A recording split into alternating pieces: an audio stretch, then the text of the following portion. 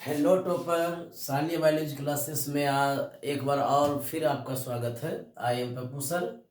तो आज हम डिस्कस करने वाले हैं nucleotides and nucleosides chapter 6 molecular basis of inheritance related short questions. Okay, तो कीप इट यानी listen to me this lectures for essential for 2024 examinations. अब यहाँ देखिएगा क्या होगा कि न्यूक्लियोटाइड्स एंड न्यूक्लियोसाइड्स क्या होते हैं। तो न्यूक्लियोटाइड्स का एक बहुत ही अच्छा फार्मूला है कि आप क्या कर सकते हैं कि इसका जो फार्मूला है N2 base plus phosphate plus sugar, इन तीनों को मिलाइए तो क्या बनेगा न्यूक्लियोटाइड्स। न्यूक्लियोसाइड्स क्या बनेंगे, किसको कहेंगे, तो N2 बेस को जो है मिलाना है किससे, आपको शुगर से। तो N2 बेस को शुगर से मिलाइएगा तो क्या बनेगा न्यूक्लियोसाइड्स। तो इसका एक और फॉर्मूला लिख सकते हैं कि न्यूक्लियोसाइड्स को फॉस्फेट के साथ मिला दीजिए, फॉस्फेट के साथ मिला दीजिए तो उसको हम लोग क्या बोलेंगे न्यूक्लियोटाइड्स बोलेंगे। ठीक है, ओके। तो इस तरह से आपको क्या करना है, नोट कर लेना है हर चीज को बढ़िया से कि न्यूक्लियोटाइड्स और न्यूक्लियोसाइड्स के बारे में चर्चा हो गई। अब कहते हैं न्यूक्लियोटाइड्स को जो है रॉ मटेरियल फॉर डीएनए और आरएनए भी कहा जाता है। कहते हैं कि ये क्या करता है कि एनर्जी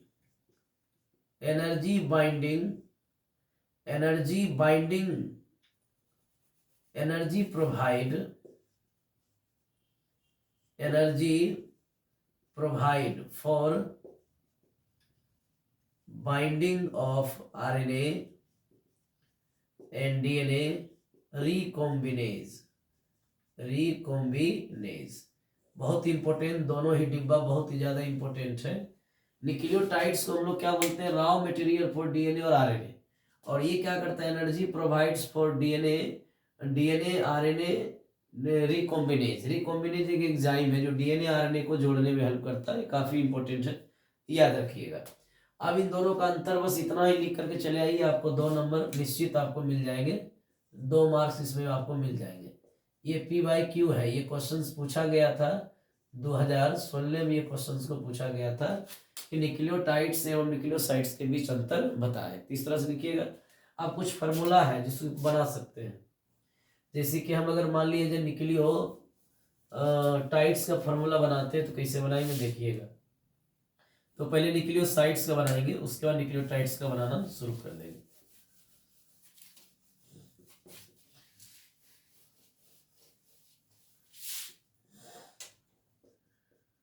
न्यूक्लियोसाइड्स का पहले हम लोग बनाएंगे। इसका फार्मूला क्या था, N2 बेस को क्या करना है, शुगर से जोड़ना, ये फार्मूला होगा। मान लो कि N2 बेस हमने लिया एडिनिन और ले लिया शुगर, तो ये क्या होगा, बनेगा एडिनोसाइन बनेगा। और अगर मान लिया जाए हमने ले लिया गुआनिन और ले लिया शुगर, तो क्या बनेगा, गुएनोसिन बनेगा। अगर हमने ले लिया थायमीन ले लिया और इसके साथ मिला दिया शुगर, तो क्या बनेगा, थायमिडीन। उसके बाद हमने ले लिया साइटोसिन और इसके साथ शुगर मिला दिया, तो क्या बनेगा, सिस्टीडीन यानी कि इसको क्या बोलेंगे, सिस्टीडीन बनेगा। ठीक है, ओके। अब कहते हैं कि अगर हम ले लिया यूरासिल को मिला दिया शुगर से, तो क्या बनेगा, यूरिडीन। तो इस तरह से आपको कवर करके लिखना होगा, कोई दिक्कत इसमें नहीं है। तो अब यहाँ पर देखिए क्या है कि न्यूक्लियोटाइड्स को लेकर चलते हैं, तो क्या बनाएंगे कि साइन को क्या करते हैं, मिलाते हैं फॉस्फेट से, तो क्या बनेगा, एडिनाइलिक एसिड। तो इस तरह से एक बता दी, इस तरह से आप सब बनाने का काम कर सकते हैं। क्वेश्चन नंबर नेक्स्ट हम लोगों के लिए आए हैं लेकर के आप लोगों के लिए, कोडिंग एवं टेम्पलेट स्टैंड में अंतर लिखें। तो एक तरफ कोडिंग स्टैंड है और एक तरफ टेम्पलेट स्टैंड है, काफी सिंपल है। टेम्पलेट स्टैंड है तो कोडिंग स्टैंड क्या होगा इसकी जो दिशा होती है 3 to 5 होता है। तो पहले हम लोग लिखे कोडिंग स्टैंड के बारे में कि यह जेनेटिक कोड को बनाता है। उसके बाद लिखेंगे यह mRNA पर होता है। कहाँ पर होता है? mRNA पर। उसके बाद लिखेंगे कि यह 3 to 5 प्राइम में होते हैं। इसकी दिशा कितनी होती है? 3 to 5 प्राइम। और इसके जस्ट उल्टा इधर सब लिखते चले जाएंगे, पूरा हल्का करके लिखेंगे कि यह ट्रांसक्रिप्शन में भाग लेता है। यानी ट्रांसक्रिप्शन जब भी होगा तो कहां पर होगा? टेम्पलेट स्ट्रैंड पर ही होगा, है ना। सिंपल। टेम्पलेट यानी इसका मतलब क्या होता है? डीएनए से आरएनए बनना। डीएनए से आरएनए बनने को ही कहते हैं ट्रांसक्रिप्शन। उसके बाद लिखेंगे कि यह डीएनए पर होता है, आरएनए पर नहीं होता है। कहां पर होता है? डीएनए पर। और यह क्या होता है? उल्टा 5 to 3 प्राइम में होते हैं। चलिए, तो ये भी क्वेश्चन हो गया आपका कंप्लीट। तो क्वेश्चन नंबर नेक्स्ट हम लोग देखेंगे जिसका नाम है पश्च ट्रांसक्रिप्शन। पश्च ट्रांसक्रिप्शन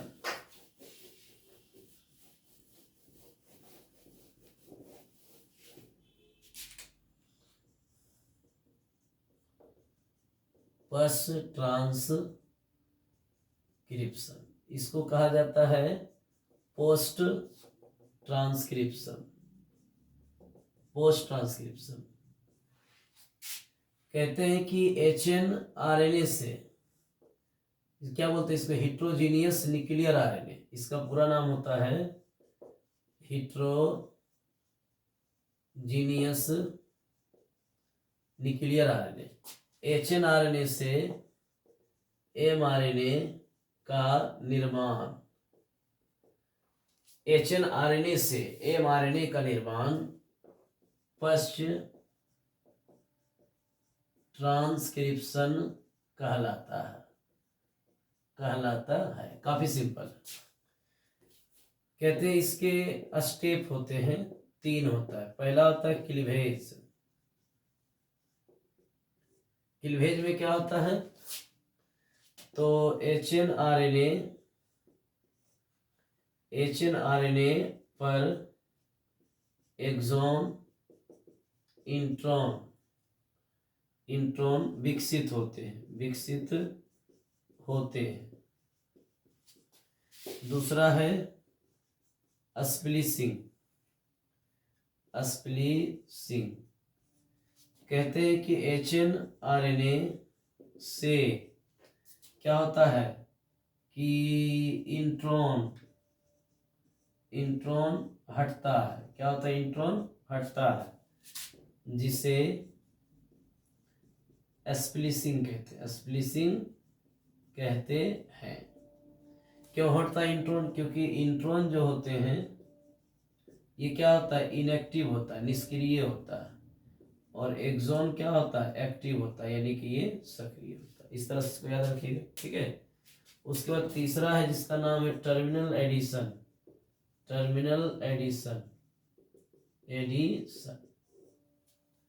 तो कहते हैं कि mRNA से 7 mg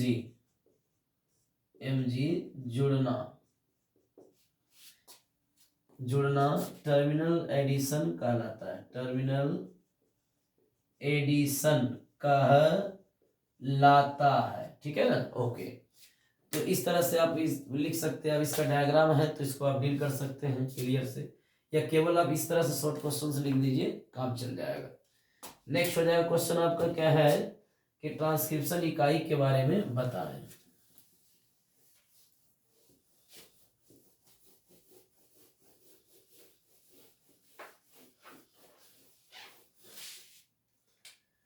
से कि इसका डायग्राम अगर हम देखेंगे तो इस तरह से देख सकते हैं कि यहाँ पर जो है कि ये हमारा HNRNA है, ठीक है, ओके।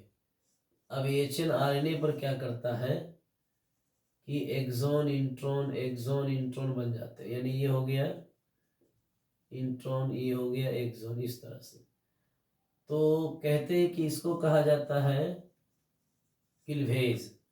जब ये क्या करता है, स्प्लिसिंग होती है, स्प्लिसिंग जब होती है तो यहाँ से ये सब हट जाता है, केवल क्या मिलता है, एक्सोन मिलते हैं। क्या मिलते हैं, एक्सोन मिलते हैं, है ना, इस तरह से। उसके बाद में ये क्या करता है, इस तरह से हो जाता है, तो इसको बोलते हैं हम लोग mRNA।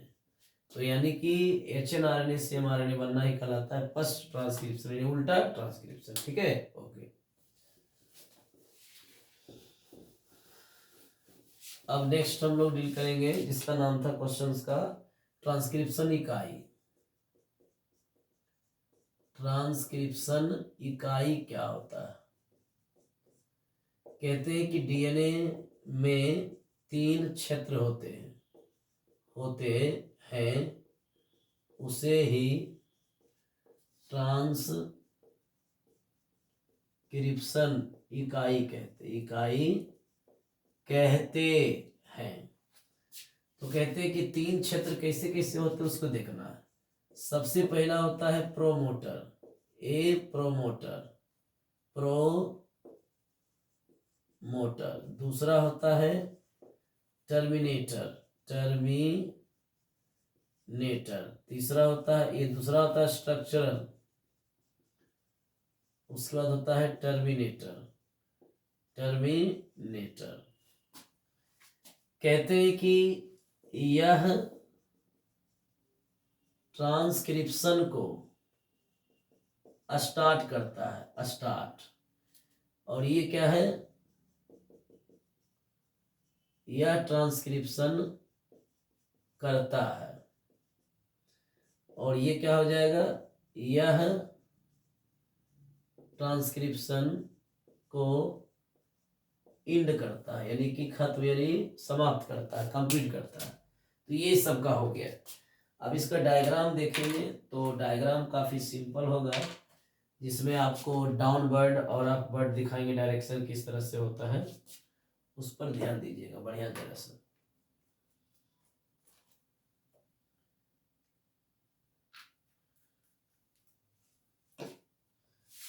कहते हैं कि ये हमारे पास टेम्पलेट स्ट्रेन हो गया जो डाउनवर्ड है, और ये हमारे पास क्या हो गया, कोडिंग स्ट्रेन है। ये हो गया आपका कोडिंग स्ट्रेन, ये हो गया टेम्पलेट स्ट्रेन। कहा जाता है कि इसमें जो होगा, ये जो एरिया है इसको हम लोग कहते हैं टर्मिनेटर, ये प्रोमोटर। और प्रोमोटर क्या करता है कि ट्रांसक्रिप्शन स्टार्ट, यहाँ ट्रांसक्रिप्शन स्टार्ट हो जाता है। इसको हम लोग कहते हैं स्ट्रक्चरल जीन। और यहीं पर होता है एक और जीन होता है, एक क्षेत्र होता है, इसको बोलते हैं हम लोग टर्मिनेटर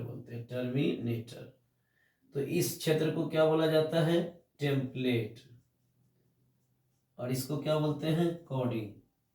क्या बोलेंगे, कोडिंग, ठीक है, ओके। तो यहाँ से ट्रांसक्रिप्शन शुरू होता है और यहाँ पर ट्रांसक्रिप्शन होती है, और यहाँ पर क्या होता है, जा करके समाप्त हो जाता है। बस यही 3 क्षेत्र जो है, और ये पूरा क्या है, डीएनए। इसी को हम लोग क्या बोलते हैं कि ट्रांसक्रिप्शन यूनिट, यानी कि ट्रांसक्रिप्शन क्षेत्र हम इसको कहते हैं।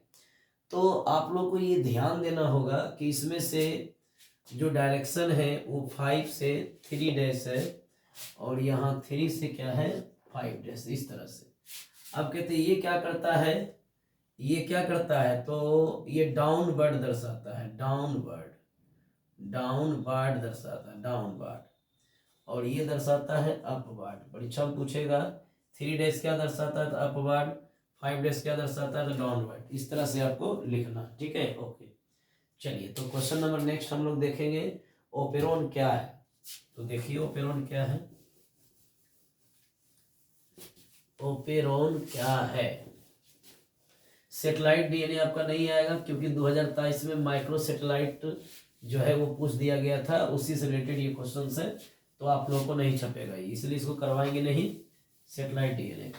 चलिए क्वेश्चंस क्या है? ओपेरॉन, ओपेरॉन मॉडल या ओपेरॉन क्या है? ओपेरॉन लिख सकते हैं या आप इसको ओपेरॉन मॉडल लिख सकते हैं या इसको ओपेरॉन कॉन्सेप्ट लिख सकते हैं। ओपेरॉन कॉन्सेप्ट भी आप इसको लिख सकते हैं। तो इसका आंसर होगा कि डीएनए पर जीन की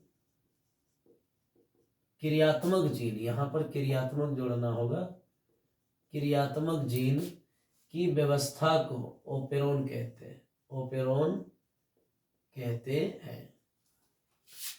कहते हैं कि ओपेरॉन कॉन्सेप्ट जैकोब एवं मोनोड ने दिया था, मोनोड ने दिया था। जैकोब और मोनोड ने ओपेरॉन कॉन्सेप्ट दिया था। तो ये दोनों साइंटिस्ट को आपको याद रखना है काफी बढ़िया से, ठीक है। अब कहते हैं कि जैसे कि हमारे पास ये डीएनए बना रहे हैं, हमारे पास ये डीएनए है इस तरह से बना हुआ, तो यहां पर जो है कि ये पी हो गया, ये ओ हो गया, ये आर हो गया, पी आर ओ, ये आर हो गया, ये ओ हो गया, प्रोमोटर, रेगुलेटर, और यहां से लेकर के यहां तक क्या हो गया? एस हो गया, फिर यहां पर क्या हो गया? टी हो गया। तो कहते हैं इन सभी जीन की व्यवस्था जो होती है डीएनए पर, इसी को हम लोग क्या बोलते हैं? ओपेरॉन कहते हैं। तो यहाँ पर पी से क्या होगा? प्रोमोटर, आर से क्या होगा? रेगुलेटर, ओ से क्या होगा? ओपेरेटर। उसके बाद क्या होगा कि एस जीन जो होते हैं वो 3 होंगे, 1 2 3, तो कहते हैं वाई जेड ए होगा। तो यहाँ पर एस जीन जो होगा वो जेड वाई ए होगा। एस को क्या बोलते हैं? स्ट्रक्चरल जीन बोलते हैं, स्ट्रक्चरल जीन। और यहाँ टी बराबर क्या होता है? Terminator, terminator. बस लघुत्तरीय प्रश्न में इतना ही आपको लिखना है, काफी बढ़िया, ठीक है। चलिए क्वेश्चन नंबर नेक्स्ट है कि जेनेटिक कोड की विशेषता को लिखें। चलिए तो जेनेटिक कोड की विशेषता को आप लोग देखिएगा किस तरह से होता है। जेनेटिक कोड की विशेषताएं क्या होती है, ध्यान दीजिएगा। जेनेटिक कोड की विशेषताएं, विशेषताएं, जेनेटिक कोड की विशेषताएं की अगर बात करेंगे तो सबसे पहला विशेषता है कि यह ट्रिपलेट होता है, ट्रिपलेट होता है। जैसे कि ट्रिपलेट की बात करेंगे तो ए यू जी यानी कि या यू यू यू, ये सब क्या ट्रिपलेट होते हैं। उसके बाद कहते हैं कि यह कोमालेस होता है, कोमालेस होता है। कोमालेस का मतलब देखिए इस तरह से हम लिखते जाएंगे, लिखते जाएंगे, कहीं पर कोमा दिए? नहीं दिए। चलिए ठीक, यानी इसमें कहीं पर किसी के बीच में कोमा नहीं होगा। तो एग्जांपल के तौर पर लिख लीजिए। तीसरा लिखिएगा यह यूनिवर्सल होता है, यूनिवर्सल होता है। कहने का मतलब ये हुआ कि एग्जांपल के तौर पर बैक्टीरिया से लेकर ह्यूमन में क्या होता है? सिमिलर होते हैं। क्या होते हैं? सिमिलर, यानी एक समान। जीवाणु से लेकर के मनुष्य तक क्या होता है? एक समान होता है। चौथा लिखेंगे कि यह डीजेनरेट होता है, डीजेनरेट होता है, ठीक है। ओके, उसके बाद लिखेंगे कि यह एम्बिगुअस होता है, ठीक है। उसके बाद क्या लिखेंगे इसमें कि टोटल जो होता है ये कोड 64 होता है, लेकिन 63 क्या होते हैं कि एमिनो अम्ल से कोड होते हैं, कोड होते हैं। 3 ये उसके बाद 61 कोड होते हैं और 3 क्या होते हैं कि ये नॉनसेंस होते हैं, नॉनसेंस या स्टॉप होते हैं, जो क्या करता है अमीनो अम्ल से कोड नहीं होता। बस इतना ही लिखिए, आपको लघुत्तरीय प्रश्न में 2 नंबर मिल जाएगा। ओके,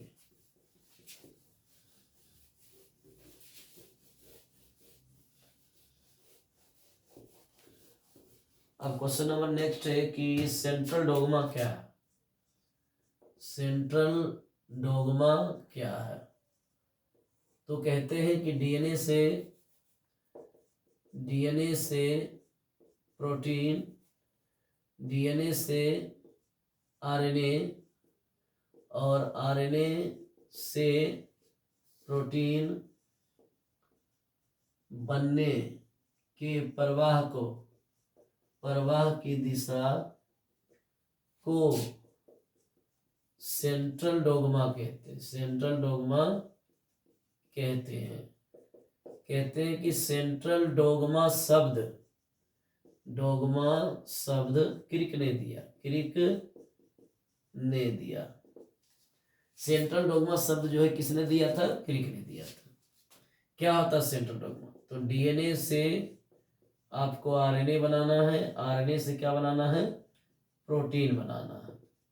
तो आरएनए से आरएनए यहाँ पर कौन सा आरएनए बनता है? एमआरएनए। और यहाँ पर डीएनए से डीएनए बनना क्या कहलाता है? रेप्लिकेशन इसको कहते हैं। और डीएनए से आरएनए बनना क्या कहलाता है? ट्रांसक्रिप्शन इसको कहते हैं। और इसको क्या बोलते हैं? प्रोटीन बनना को ट्रांसलेशन कहते हैं। बस इसी को हम लोग कहते हैं सेंट्रल डोगमा इन मॉलिक्यूलर बायोलॉजी। यह सेंट्रल डोगमा क्या है? तो इस तरह से आप इसको लिख सकते हैं। ठीक है, ये भी क्वेश्चन PYQ है, ये भी पूछा गया आपके BSCB बोर्ड में पूछा गया। ठीक है, चलिए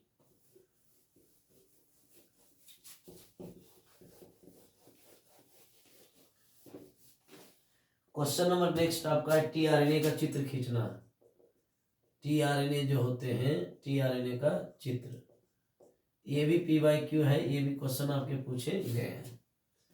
तो यहाँ पर ध्यान दीजिएगा, काफी सिंपल तरीके से आपको डायग्राम हम बताते हैं इसका, ज़्यादा हाईफाई नहीं बनाना है आपको। काफ़ी सिंपल ट्रिक भी यहाँ पर अप्लाई करेंगे। जैसे हम बना रहे हैं उस तरह से एक प्लस का चिन्ह मोटा मोटा खींचना है। उसके बाद इस तरह से इसको यहाँ पर मिटा देना है। मिटाने के बाद थोड़ा सा इधर साइड में भी कर देना है, कॉर्नर में। उसके बाद इसको ऐसे करके जोड़ना है।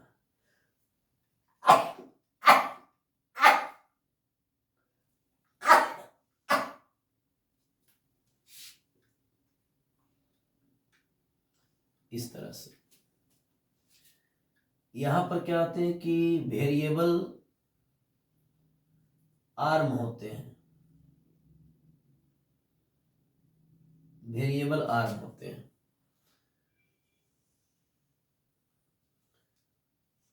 और इस तरह से भी होते हैं। टीआरएनए का जो इस तरह का स्ट्रक्चर, इसको बोलते हैं क्लोवर लीफ मॉडल।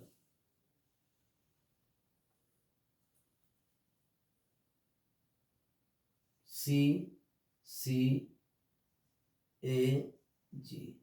यानी कि आकाजी, या इसी को काकाजी कहते हैं।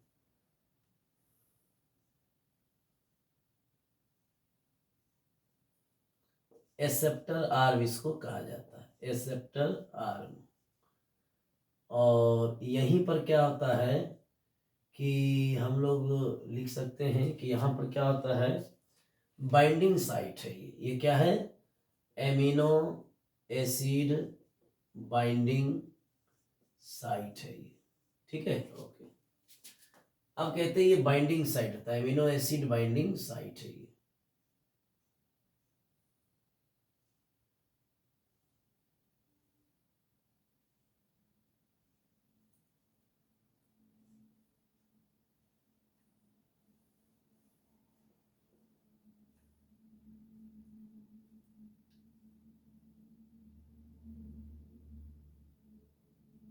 इस तरह सब हाइड्रोजन बंधन को दे दीजिएगा।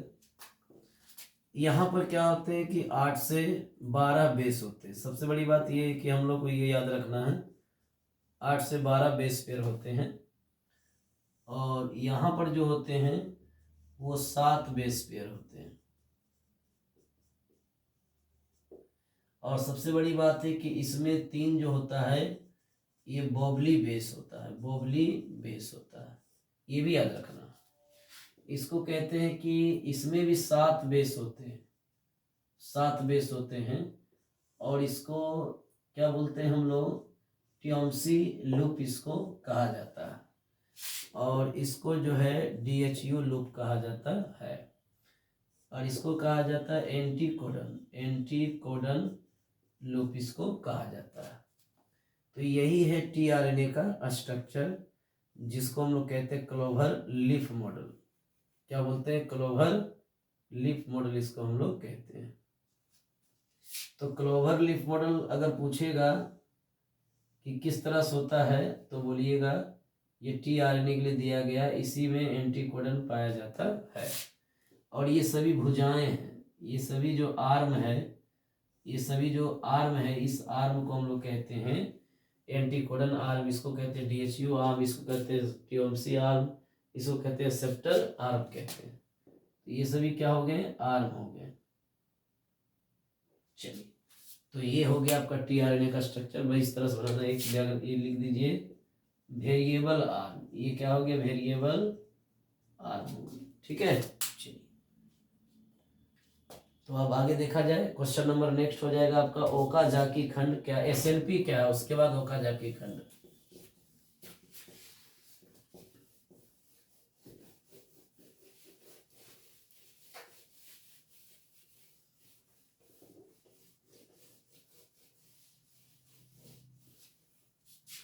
अब देखते हैं हमको SNP, कहते हैं कि सिंगल न्यूक्लियोटाइड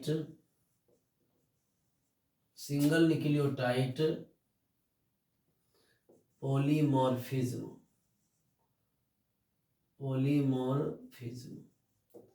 यानी कि आप इसको इस तरह से सिंपल में लिख सकते हैं। कहा जाता है कि यह DNA सीक्वेंस पर एक विशिष्ट लोकेशन है जो 1.4 मिलियन क्षार युग्म को दर्शाता है ना। चलिए, इस तरह से इसको एक लाइन में आप ऐसे करके लिख सकते हैं, ठीक है। चलिए, क्वेश्चन नंबर नेक्स्ट है, ओकाजाकी खंड क्या है, ओकाजाकी फ्रेगमेंट क्या है। ये लघुत्तरीय प्रश्न में आपको पूछा जा सकता है, तो लिखिएगा कि रेप्लिकेशन के दौरान लेगिंग स्ट्रैंड यानी कि डिसकंटिन्यूअस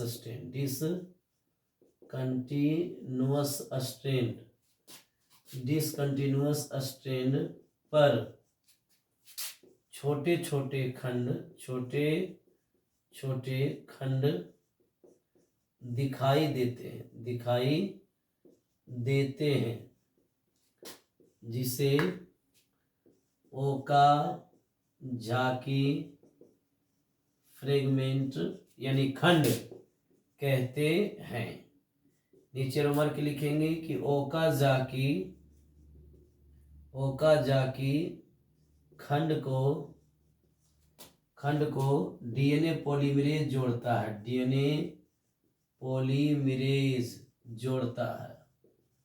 ये सारे क्वेश्चंस को लिखें, और DNA पॉलीमरेज जो जोड़ता है, ये स्टार लाइन ऑब्जेक्टिव में 2024 में टारगेट ये करेगा कि ओकाजाकी खंड को DNA पॉलीमरेज जोड़ता है। बढ़िया क्वेश्चन से इसको बनेगा, पूछेगा ओकाजाकी फ्रेगमेंट कहाँ बनता है, तो लैगिंग स्ट्रैंड पर डिसकंटिन्यूअस स्ट्रैंड उसको हम लोग कहते हैं। जैसे रेप्लिकेशन के दौरान क्या होता है कि ये DNA एक वाई शेप का स्ट्रक्चर बनाता है, इस पूरे वाई शेप के स्ट्रक्चर को हम लोग रेप्लिकेशन फॉर्म कहते हैं। अब कहा जाता है कि इस खंड पर क्या होते हैं कि कंटिन्यूअस होता है, और इस खंड पर क्या होते हैं कि टुकड़ा होता है, यानी इस सेगमेंट पर टुकड़ा होता है, इसको बोलते हैं डिसकंटिन्यूअस। तो दिस कंटिन्यूअन को हम लोग लैगिंग कहते हैं और कंटिन्यूअस को क्या बोलते हैं, लीडिंग बोलते हैं। ये लीड कर रहा है, यानी ये लीड कर रहा है और ये लीड नहीं कर रहा, रुक रुक के कर रहा है। तो इन सभी खंड को जोड़ने का काम को यही है ओकाजाकी। ये जो खंड है ये ओकाजाकी, इसको जो जोड़ रहा है वो है डीएनए पॉलीमरेज। ठीक है, तो इस तरह से याद रखिएगा। तो इसको राइट डाउन कीजिए, यानी कॉपी डाउन कीजिए बढ़िया से एक एक लाइन में। हाँ, तो अब हम लोग देखेंगे नेक्स्ट क्वेश्चन है रेप्लिकेशन फॉर क्या है। चलिए यही क्वेश्चन आ गया। तो रेप्लिकेशन फॉर क्या है, रेप्लिकेशन फॉर बहुत हल्का है कि डीएनए के द्विगुणन के दौरान, डीएनए द्विगुणन के दौरान वाई आकृति का हो जाता है जिसे रेप्लिकेशन फॉर्क कहते हैं।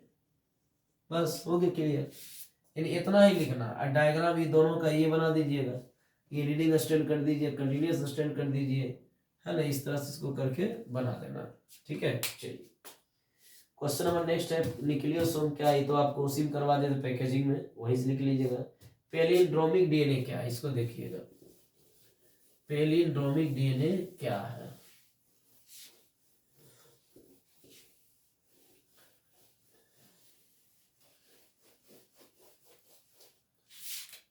कहते हैं कि पैलिंड्रोमिक डीएनए बोलो या सीक्वेंस बोलो, दोनों एक ही चीज है। देखिएगा, कहते हैं कि डीएनए के N2 बेस को आगे या पीछे से पढ़ने पर, रीड करने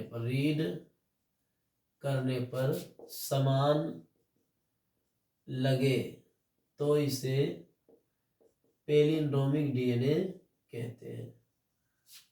जैसे एग्जाम्पल के रूप में हम लोग लिखेंगे मल या लम, तो अगर हम इधर से पढ़े या इधर से पढ़े दोनों एक ही चीज है। जिससे हम लिखते हैं घातक, क्या लिखेंगे, घातक।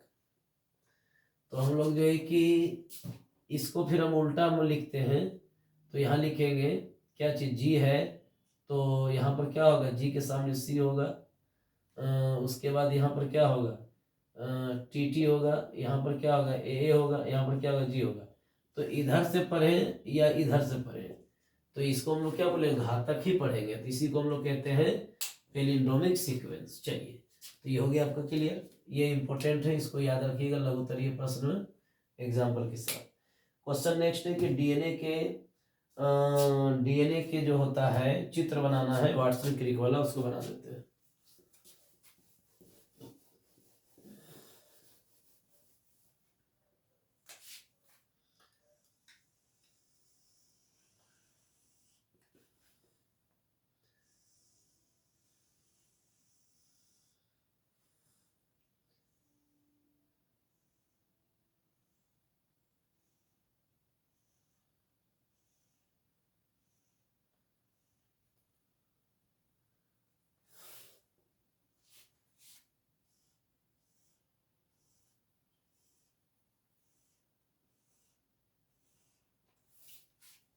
थोड़ा ये फिलअप कर लेते हैं, नहीं तो आपको साइन नहीं होगा, क्लियर दिखेगा नहीं।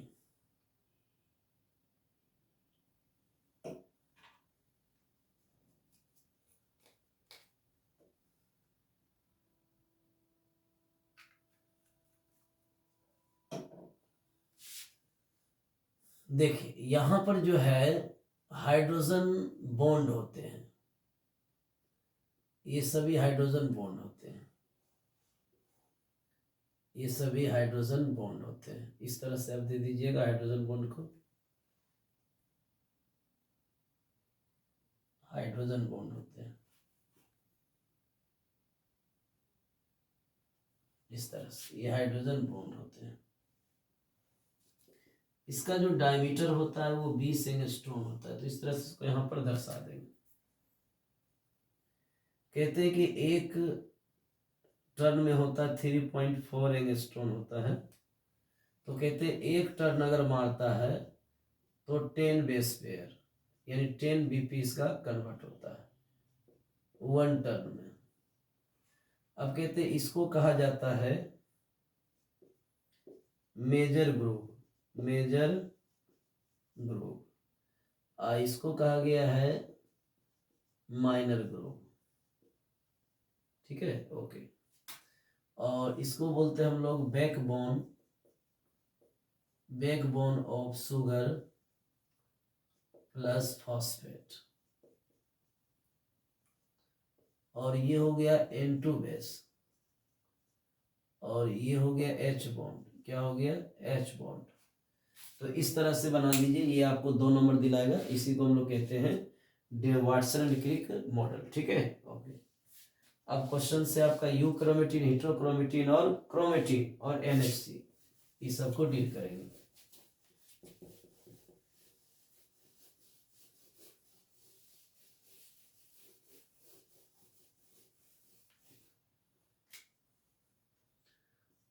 सबसे पहला है यू क्रोमेटिन, क्या होता है?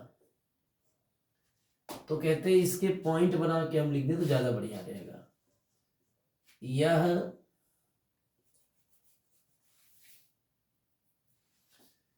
यह क्या होते हैं?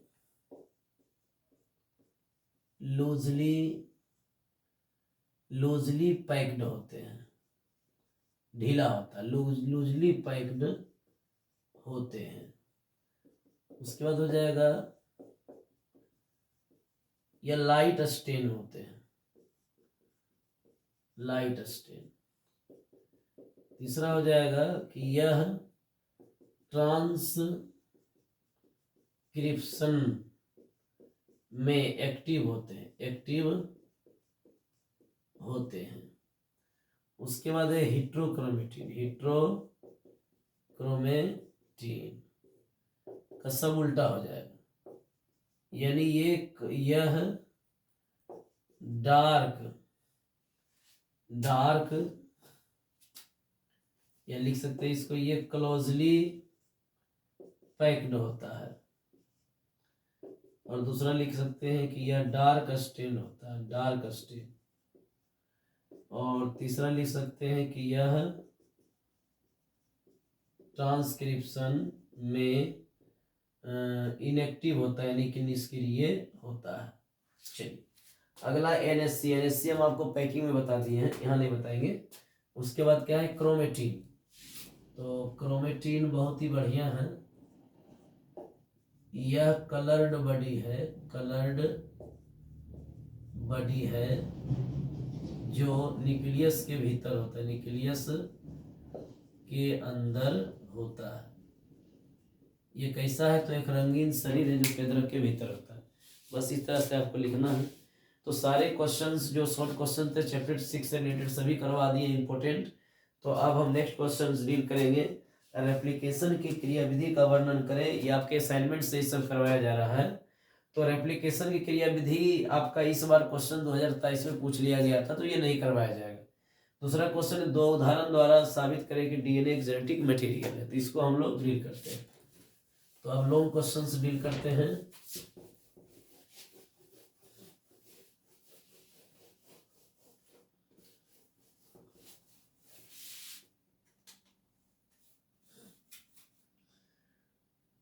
कि 2 उदाहरण देकर साबित करें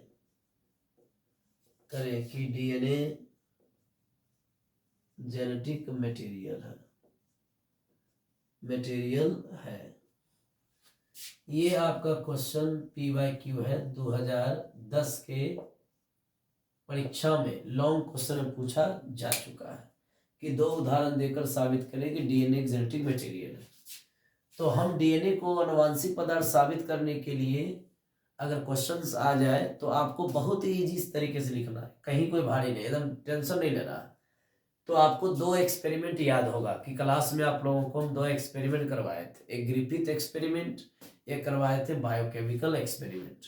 ग्रिफिथ एक्सपेरिमेंट जो होता है 1958 में दिया गया था, सॉरी 1928 में दिया गया था, और इसको ग्रिफिथ FF ग्रिफिथ नामक वैज्ञानिक ने दिया था। और ग्रिफिथ के इस एक्सपेरिमेंट को हम लोग ट्रांसफॉर्मेशन प्रिंसिपल्स कहते हैं, इसलिए क्योंकि जो बैक्टीरिया होता है, बैक्टीरिया का जो डीएनए होता है वो क्या करता है, एस फॉर्म का जो बैक्टीरिया का डीएनए होता है वो आर फॉर्म के बैक्टीरिया के डीएनए से ट्रांसफॉर्म हो जाता है, रूपांतरित हो जाता है, इसलिए हम इसे रूपांतरण सिद्धांत या ट्रांसफॉर्मेशन प्रिंसिपल कहते हैं।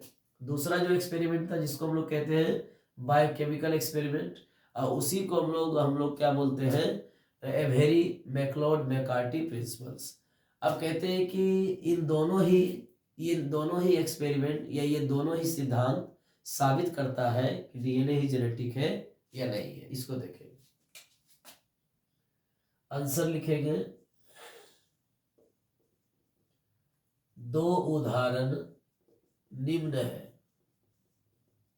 जो डीएनए को जेनेटिक मटेरियल साबित करता है।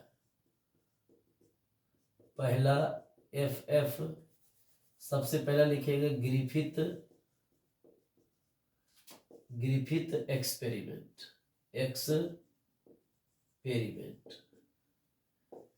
इसे एफ ग्रिफिथ ने 1928 में दिया था। क्लियर हो गया। इस प्रयोग या लिखेंगे कि यह प्रयोग ट्रांसफॉर्मिंग प्रिंसिपल्स पर आधारित है। अब कहते हैं इस प्रयोग के लिए क्या लिया था, तो एक्सपेरिमेंट मटेरियल क्या था इनका। पहला नंबर क्या था, स्ट्रेप्टोकोकस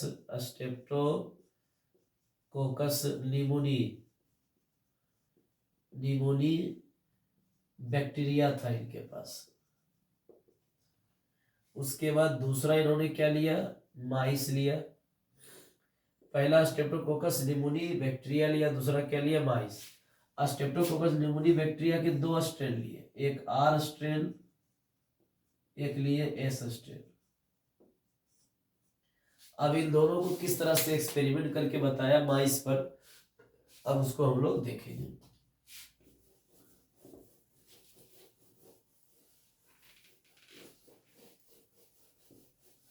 देखिए, पहले स्टेप में इन्होंने क्या बताया एक्सपेरिमेंट में, या सबसे पहले ये जानेंगे कि एस स्ट्रेन जो होता है वो कैप्सुलेटेड होते हैं, यानी ये कैप्सुलेटेड होते हैं, तो ये क्या करते हैं कि स्मूथ कॉलोनी बैक्टीरिया के डेवलप करता है। ठीक है, यानी कि ये बोला जाए तो ये वायरुलेंट होता है, यानी कि ये टॉक्सिक होता है। क्या होता है, टॉक्सिक। आर स्ट्रेन जो होते हैं ये क्या होते हैं, नॉन कैप्सुलेटेड होता है, ये रफ कॉलोनी डेवलप करता है, इसी को बोलते हैं नॉन वायरुलेंट या नॉन टॉक्सिक। यानी इससे निमोनिया चूहा को नहीं होगा और इससे निमोनिया होता है। चलिए, अब नेक्स्ट इसको कॉपी डाउन बढ़िया से करना है, देख करके। चलिए, अब कहा जाता है कि स्टेप नंबर 1 हम लोग करते हैं कि सबसे पहले इन्होंने क्या किया, आर स्ट्रेन को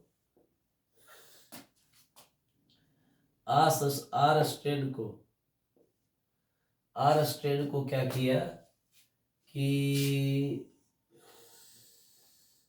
माइस में डाला, आर स्ट्रेन को माइस में जो है इंजेक्ट कराया, तो माइस क्या हुआ, लाइव बना रहा।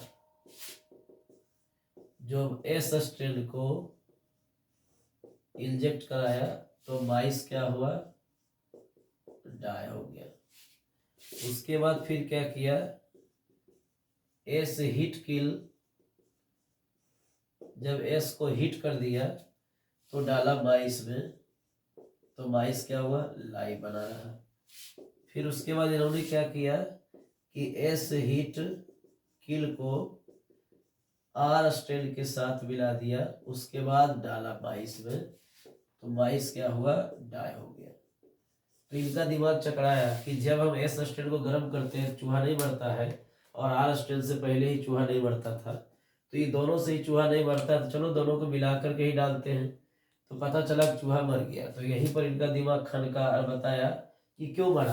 तो बताया इसलिए मरा क्योंकि ये जो आपका एस स्ट्रेन जब इसको गर्म करते हैं तो इसका क्या होता है कि सेल वाल और इसका क्या करता है, आरएनए और इसका प्रोटीन क्या होता है, मिट जाता है, गल जाता है। और जब ये क्या करता है कि इसका केवल डीएनए ही बचता है, इसका एस का केवल डीएनए बचता है, और ये आर का पूरा शरीर रहता है, ये आर का डीएनए रहता है। तो जैसे ही देखता है कोई लंगड़ा आदमी कि कोई हमारा बगल में बैठा, तो उसके सहारे खड़ा होता है। तो ये डीएनए लेंगड़ है कब तक, जब तक इसको कोई सहारा बैसाखी ना मिल जाए। तो बैसाखी इसको मिलता है, तो आर स्ट्रेन क्या करता है कि जिंदा मिलता है इसको, जिसमें सेल वाल है, प्रोटीन है, सारा चीज है, सेल मेम्ब्रेन, सारा चीज, इसका सब चीज खत्म हो जाए। तो ये डीएनए क्या करता है, इसके शरीर में जाकर के चिपक जाता है। यहाँ देखो इस तरह से भूत भरता है, इसके शरीर में क्या हुआ, जाकर के चिपक गया। तो इसके शरीर में इसका डीएनए सब जाकर के क्या करता है, चिपक जाता है। तो इसको हम लोग क्या बोलते हैं, जब इस तरह से डीएनए इसमें चिपक जाता है तो इसको क्या बोलते हैं हम लोग, कि ये मरा हुआ डीएनए इसमें जाकर रूपांतरित हुआ। तो इसको हम लोग बोलेंगे जब रूपांतरित हुआ तो डीएनए ही क्या करता है, माइस को मारा है, इसीलिए डीएनए को बोलेंगे जेनेटिक मटेरियल, साबित कर दिया। ठीक है, ओके। चलिए, एक बार लेक्चर समझ में नहीं आया तो 2 बार रिपीट करके रिवाइंड करके आपको देखना है, और पॉज कर करके भी चर्चा करना। एक बार फिर से इसको बता देते हैं कि एस टिल्ड डीएनए का जब एस को गर्म करते हैं तो इसका सेल वाल, इसका प्रोटीन, इसका आरएनए सब मर जाता है, पॉलीसेकेराइड इसका पूरी तरह से खत्म हो जाता है, और आर स्ट्रेन जिंदा ही रहता है, सब चीज इसका बढ़िया है। तो आर स्ट्रेन जैसे ही एस स्ट्रेन के कॉन्टेक्ट में आता है तो एस स्ट्रेन का डीएनए जीवित रहता है, जो इसके डीएनए से जाकर रूपांतरित हो जाता है। तो अब ये हो गया जहरीला, अभी जिसके शरीर में जाएगा तो उसको मार देगा। तो चूहा को इसलिए ये मार देता है, इसलिए इसको कहते हैं ट्रांसफॉर्मिंग प्रिंसिपल्स। चलिए, दूसरा एक्सपेरिमेंट है इसका, जिसको हम लोग कहते हैं, तो ग्रिफिथ के सिद्धांत को जो है गलत कह दिया। क्यों कहा, क्योंकि चूहा जो है एस फॉर्म से मरा है, लेकिन क्या वो एस फॉर्म डीएनए ही था, एस फॉर्म में डीएनए का ही, एस फॉर्म का डीएनए ही जो है कि उसको मारा है, कि आरएनए मारा है कि प्रोटीन मारा है चूहा को।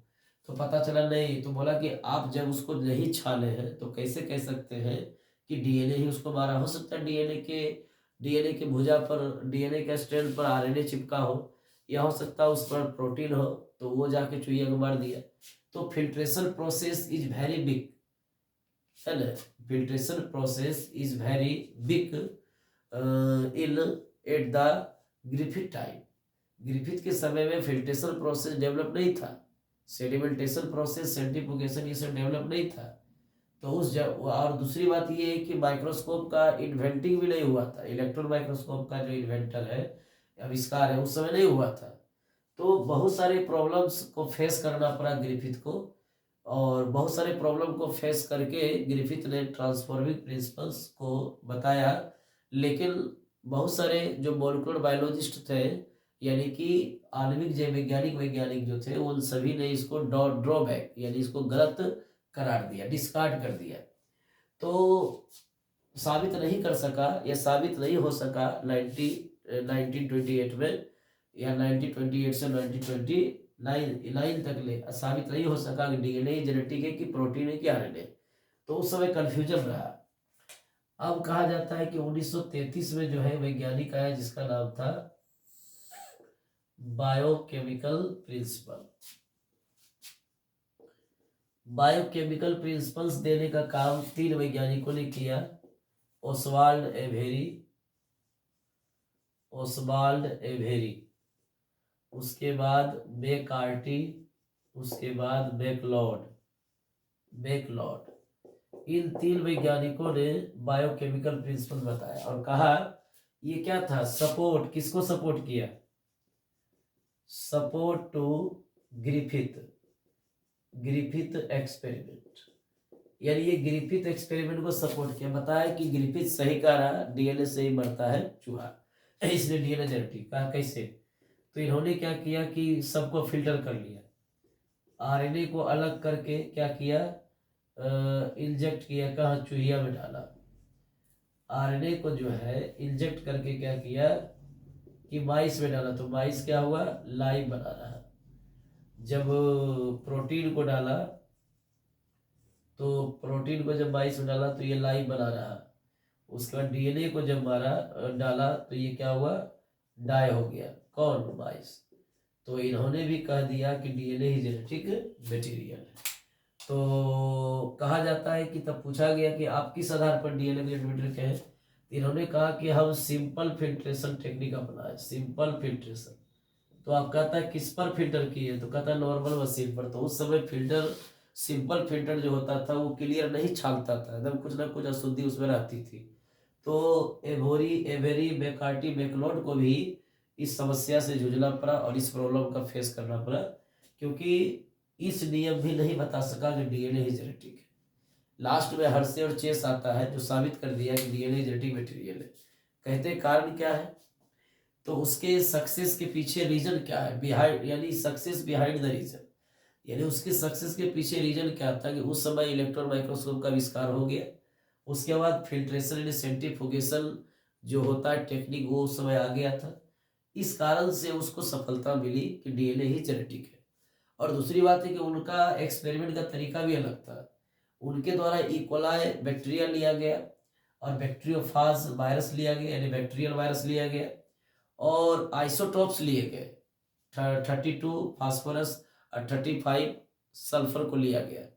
तो कहते हैं उनका सारा टेक्निक अलग था, लेकिन हम कहेंगे टेक्निक कितना अलग हो, लेकिन जो माइक्रोस्कोप का आविष्कार हुआ था उस समय, फिल्ट्रेशन टेक्निक जो आ गया था, वही उनको फायदा दिलाया कि हर्षे और chess experiment is the best experiment for proving DNA is the genetic material in molecular biology. Okay, तो इस क्वेश्चन को हमने कंप्लीट किया। नेक्स्ट क्वेश्चन जो है वो आपका बेसेल्सन का प्रयोग बताया, ये भी आपका आया हुआ है। तो आपको नेक्स्ट वीडियो में, आपको नेक्स्ट क्लास में आपको एचजीपी, ह्यूमन जीनोम प्रोजेक्ट और हर्षे चेस का प्रयोग और जीन एक्सप्रेशन रेगुलेशन, 3 क्वेश्चंस और आपका जो है लॉन्ग क्वेश्चन हम चैप्टर 6 से करवा देंगे। तो आज के लिए इतना ही, और इस वीडियो को ज़्यादा से ज़्यादा शेयर करें और लाइक करें और सब्सक्राइब करना ना भूलें और बेल आइकन भी दबाएं, क्योंकि आपको जब कल हम नए वीडियो लेकर के आएंगे, नए क्लास लेकर के आएंगे, तो आपको नोटिफिकेशन आपके मोबाइल पर मिलेगा, तो आप उसे केयरफुली नोटिफाई कर सकते हैं। और इसी तरह से चैप्टर 6 से रिलेटेड और भी क्वेश्चन जो होंगे वो कल देखेंगे, फिर 7 से, फिर 8 से, फिर 9 से, फिर 10 से, इस तरह से इंपॉर्टेंट क्वेश्चन जो 2024 के लिए लघुत्तरी द्वित्तरी वो सभी आपको करवाते चले जाएंगे पूरा जनवरी तक। इसके कारण आपका रिवाइज हो जाएगा और 1 तारीख को यानी 1 फरवरी को जब एग्जाम देने जाइएगा तो आपको किसी प्रकार का कोई भी समस्या, मॉडरेशन, कंफ्यूजन नहीं रहेगी। ये 100% गारंटी हमारे तरफ से है। Believe that my word is law, बार बार कहते हैं my word is law and my suggestion is best suggestion in Lakhisarai. So that next आप देखिएगा। थैंक यू आज के लिए।